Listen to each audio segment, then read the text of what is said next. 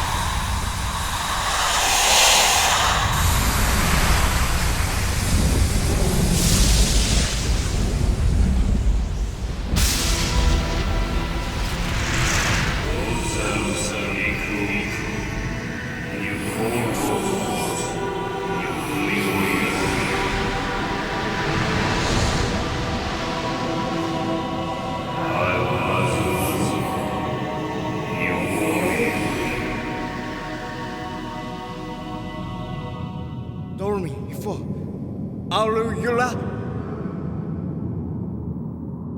Ostu Hailwa Wuku Aikwa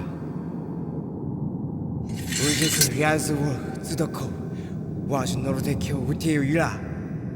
I will. Aviori, you is Dormin, you. Izukumku Idus Orodo you Iweriko. It's not ours amuso. Alu Diklik if the least to Izo.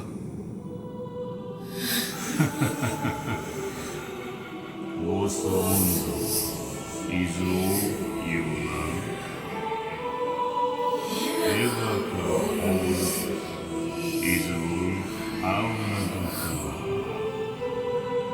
You echoes you.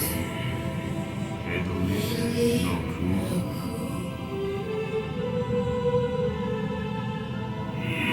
You are the you do all you. Uronora. Ism Awas. Equal Oil. I'll bet. I was guilty core, blossoms and peace, no quarrels. Onno's around. I wear contours.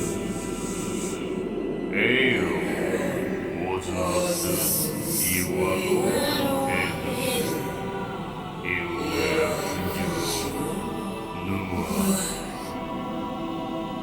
You do. You bet Sanada. I was no suit. Oh, you and me, I'm absent. Was you and me, Oricum Zula.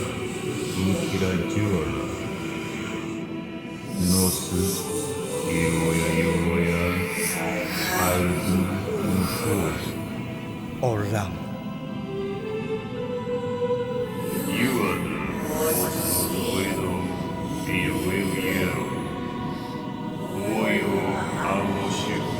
Ola. You do new.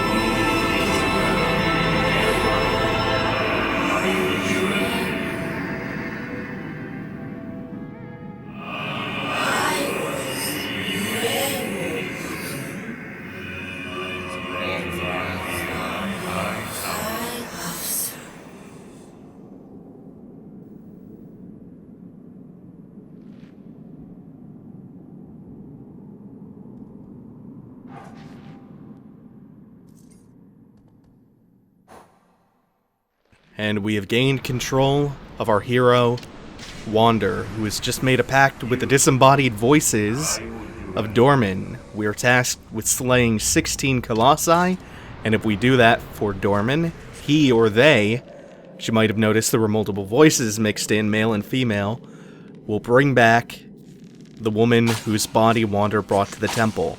That woman, by the way, is Mono, and our horse is Agro. And this is one of 77 white-tailed lizards you can find in the game. Killing it will allow you to consume its tail, which will increase that pink gauge you see in the bottom right. I'll explain what that pink gauge is all about momentarily, as it's going to become pretty important very early in the game. Did Agro trample the lizard? I didn't know that could happen. Oh no, I guess it's still alive. I thought I was about to learn something I've never known about Shadow of the Colossus in the first minute of the game. So we'll pick that tail up, saute it, deep fry it, raw dog it, whatever your preference is, and call over to Agro and get up on him. And we will set out to find our first Colossus, the first of 16. And as we come out here, we are going to be introduced to a very important mechanic for navigating this world, the Forbidden Lands. We can use the light reflecting off of Wander's sword to locate the target Colossi. It's pretty much a game of hot and cold. Where the beam is most concentrated is where your target is. It only works in open skies and in sunny areas. Now, next up, we've already been introduced to some of the controls. We've been introduced to the movement controls, the way the horse controls. There's some cool stuff you can do with the horse from atop the horse later on I'll show off. We've seen how actions like combat, like attacking with the sword and the bow works. Now we are going to get a taste of platforming, which is going to comprise the bulk of the game. It's a huge part of exploring the world and completing the boss fights against the Colossi. In fact, that's pretty much going to be the entirety of the gameplay. Platforming, killing the Colossi, along with gathering some collectibles. Yeah, that's about it. It's just you, a big, open, intimidating world, and the Colossi. So you use triangle to jump, use R1 to grab a hold of things. You use both of them together, and that will allow you to perform a roll. It's perfectly simple. It's straightforward. That pink gauge in the bottom right is your grip gauge, and that represents how long you can hang on to something. When it fades away to nothing, you will lose your grip and fall. So the more lizard tails you eat of those 77, 76 remaining white-tailed lizards, that grip gauge is going to get a lot bigger, and it can actually get kind of unsightly. It can take up way too much of the screen. And this big guy is Valise the Minotaur, the first Colossus. I love the details here, the trees shaking as he walks, everything. Oh, everything feels so perfect because Ueda is like the most nitpicky perfectionist on the planet. It's also the reason The Last Guardian is going to come out as a launch title for the PS5. Also, you could just see me using that light focusing mechanic in a new way. It's to find the weaknesses on the Colossi that you locate. And that beam of light was directing us towards the back of the Minotaur's left leg. I love it. They're so huge, they don't even care about you. You are literally nothing to them. You're an ant. It's not even going to bother attacking unless we whistle to get his attention or start attacking him. And then he's going to start going nuts. So we'll come up, we'll grab onto his left leg, latch on, and just like jabbing a needle into his calf. Just going to jab away until eventually, after a couple of stabs, he keels over onto one knee, and that lets us easily access this thigh area to platform onto. We get up onto his furry butt, and we can gradually start working our way upwards, and then we can do some real damage to this 70-foot monster. Oh god, I love it! Getting too hyped just for the early Colossus, the training Colossus. So we'll stand up here on this platform on his back and let the grip gauge recover. This is really the training wheels of this bike ride. He's teaching us how the fights are generally going to progress. They're not all going to be this easy, not all going to be this simple, but the gist of it is you grab on, you stab at a weak point to expose an even bigger weak point, and you platform your way on up until you can finish him, stabbing him over and over in the brain. You can hold on to the attack button to charge the attack up. It's almost always advisable to do that. You hit the attack button, hold on to it, and then release it and tap it again to perform a charge strike, and that is it. Love it. I love this so much. Even the very first, what is basically the tutorial boss fight, the first of 16, feels so overwhelmingly epic. It's fan-fucking-tastic. And of course, Dormin did warn us that there would be a heavy toll to pay for slaying all of these Colossi. A heavy toll to pay for bringing back Mono. And we can see that manifest in the shadowy limbs that stab into Wander. And it looks like he's getting ready to keel over dead.